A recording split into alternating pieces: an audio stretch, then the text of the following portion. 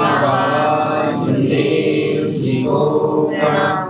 परमात्मा एक। भगवान बाबा हनुमान जी को प्रणाम। मानते ही बाबा रामदेव जी को प्रणाम। परमात्मा एक।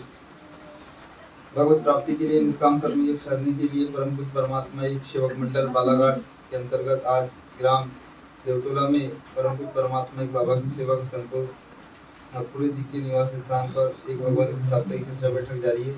इस चर्चा बैठक में सृष्टि के विधाता स्वयं भगवान बाबा हनुमान जी उपस्थित है, आपको मेरा प्रणाम। इसी तरह हम सबके सदगुरु मानते ही बाबा रामदेव जी उपस्थित है, आपको मेरा प्रणाम। एवं आज की भगवान की चर्चा बैठक के अध्यक्ष उपाध्यक्ष संजय जी उपस्थित है, आपको मेरा प्रणाम। एवं देवटोला से परम पूज्य परमात्मा बाबा की सेवा माननीय सम्मानित सहकार्यकर्ता जी झारखंड बघेल जी उपस्थित है, आपको मेरा प्रणाम। एवं उपस्थित बाबा की समस्त शिक्षकों को मेरा नमस्कार। भगवान बाबा हनुमान जी को प्रणाम। मानते ही बाबा रामदेव जी को प्रणाम। परमात्मा आज की एक भगवान की चर्चा बैठक के संचालक महोदय जी ने मुझे बाबा की शिकवन के ऊपर विचार रखने के हैं, जो मैं भगवान की दिव्य सद्बुद्धि एवं आयु अनुभव पर रख रहा हूँ। इस प्रकार भगवान बाबा हनुमान जी को प्रणाम। मानते ही बाबा रामदेव जी को प्रणाम। परमात्मा धन्य हमारे मानते ही बाबा रामदेव जी, जिन्होंने त्याग विश्वास से एक भगवान की प्राप्ति 25 अगस्त 1948 में किए। बाबा ने अपने परिवार की दुख परेशानी दूर किए और न जाने संसार में कितने दुखी कष्टी मानव होंगे, तो देखते हुए बाबा ने 25 फरवरी 1949 में मानव धर्म की स्थापना की। बाबा ने मानव धर्म की स्थापना करने के बाद सभी वेद पुराण से हमें 12 कड़ी के रूप में 4 तत्व 3 शब्द 5 नियम दिए, जिसके माध्यम से हम मार्ग की दीक्षा लेते हैं।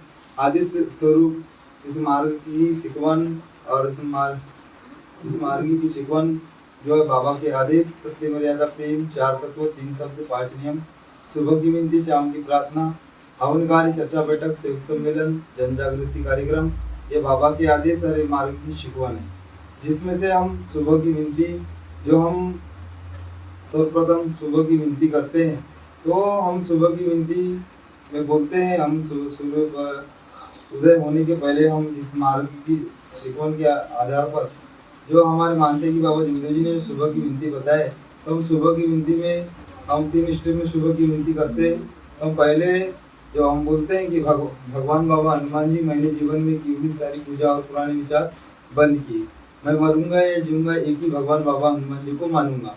तो मतलब एक स्टेप में हम भगवान को प्रणाम करते हैं, वार्तालाप में बताते हैं कि भगवान बाबा हनुमान जी, मैंने मार्ग के पहले जो विभिन्न प्रकार की देवी देवताओं के कार्य किया, पंडा पुजारी के पास किया, तांत्रिक मंदिर में जो कार्य किया, यह हम भगवान को बाबा को बताते हैं।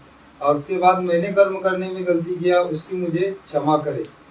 मतलब जो मार्ग के पहले जब से हम 12 साल की उम्र तक जो हमें अच्छे बुरे का फर्क नहीं समझ में आता, जब तक हमारे कर्मों द्वारा जो भी गलती होती है, हम उस गलतियों की हम माफ़ी मांगते हैं। उसके बाद में मैं बाबा के आदेश, सत्य मर्यादा, प्रेम, 4 तत्व 3 शब्द 5 नियमों का जीवन में पालन करूंगा, ऐसा मैं सत्य वचन देता हूँ। इसे मैं अपने जीवन के अंत समय तक नहीं भूलूंगा। तो जो बाबा के आदेश है, उसके अपन जीवन के अंत समय तक हम पालन करने का वचन देते हैं, जिससे हम सुबह की विनती हम भगवान बाबा हनुमान जी को वचन देने के लिए करते हैं और हम वचन भक्त होते हैं। तो लेकिन यह वचनों को हम कब तक कायम करते हैं, पर हम कायम करते हैं तो सेवक सेविका हम अपने वचनों पर कब तक कायम, तो सेवक ही जानता है और भगवान ही जानता है। इसके आधार पर जो बाबा ने हमें महत्व बताया कि सूर्य उदय होने के पहले क्या विनती होना चाहिए, क्यों होना चाहिए, तो इसका भी कारण है। जब आदिकाल में जब युग की बात है, जब वो लक्ष्मण जी को जब शक्तिमान लगी थी, तो वह मूर्छित हो गए थे। तो उन्होंने श्रीलंका से हुसैन मुनि को बुलाए गए थे, ऋषि को, इनके माध्यम से उन्होंने बहुत उपचार किए। तो उन्होंने बताया कि हिमालय पर्वत से संजीवनी बूटी लाना पड़ेगा, जिसके माध्यम से उसे मूर्छित अवस्था से उड़ जाएंगे। तो इतनी शीघ्र और भी समय बताए थे उन्हें कि सूर्य उदय होने के पहले वो संजीवनी बूटी को लाना पड़ेगा। तो इतने शीघ्र कौन लाएगा, उन्होंने सोचे, फिर राम जी ने सोचे कि यह काम को हनुमान जी ला सकते हैं। और बोले, उन्होंने ऋषि मुनि ने बताए थे कि वह संजीवनी बूटी के पास एक ही दीपक जलता रहेगा, लेकिन रावण अपनी चतुराई से वो पूरा पर्वत पे ही दीपक जला देता है। लेकिन हनुमान जी पूरा पर्वत ही लेके आता है, आ जाते हैं और वो सूर्य उदय होने के पहले जो संजीवनी बूटी का रस उनसे उनको पिलाया जाता है तो वह मूर्छित अवस्था से उड़ जाते हैं, लेकिन मूर्छित अवस्था से उड़ जाते हैं। तो हम इस धर्म में किसी कारणवश हम इस धर्म में जुड़े तो हमारी कोई भी परेशानी जो रहती है तो हम भगवान बाबा हनुमान जी के नाम पर सूर्य उदय होने के पहले जो हम तीर्थ बनाते हैं, इससे हमारे परिवार की या हमारी जो परेशानी रहती है वह दूर हो जाती है। तो बाबा ने आदेश स्वरूप सूर्य उदय होने के पहले हमें शुभ की विनती करने बताए, जिसके माध्यम से और बाबा ने आदेश स्वरूप मार्ग की शिकवन के आधार पर जो बाबा ने हमें शामकालीन प्रार्थना बताए, तो यह हम बोलते शाम की प्रार्थना में कि भगवत प्राप्ति के लिए निष्काम कर्म योग साधने के लिए बाबा ने 4 तत्व दिए हैं। तो हम मार्ग में जब जुड़े, हमारे आदेश स्वरूप हमने एक भगवान के आदेश स्वरूप हमने शब्द लेके आए, कार्य लेके आए। इसमें हमें जो 3 दिन या 11 दिन के अनुभव के कार्य मिलते हैं, इसमें हमारे परिवार की दुख परेशानी दूर होती है या शिव का अनुभव है, हमें एक भगवान का परिचय मिल जाता है। लेकिन निष्काम कर्म योग कब सजेगा? जब तक हम बाबा के आदेश स्वरूप हम निस्वार्थ भावना से हर दुखी कष्टी मानव को एक भगवान के प्रति जगाने का कार्य नहीं करेंगे, जब तक हमारा निष्काम कर्मयोग नहीं सदेगा और निस्वार्थ भावना से जब तक हम बाबा के आदेशों का पालन नहीं करेंगे तो हमारा निष्काम कर्मयोग नहीं सदेगा। क्योंकि आज हम एक भगवान की चर्चा बैठक में उपस्थित हुए हैं, तो हो सकता है हमारे विचारों के माध्यम से या हम सेवक सेविका अध्यक्ष उपाध्यक्ष के माध्यम से उनके विचारों के माध्यम से हमें जो वैचारिक क्रांति का जो निर्माण होता है उनके विचारों पर हम मंथन करेंगे, तब तक हमारा जो निष्काम कर्मयोग नहीं सजेगा।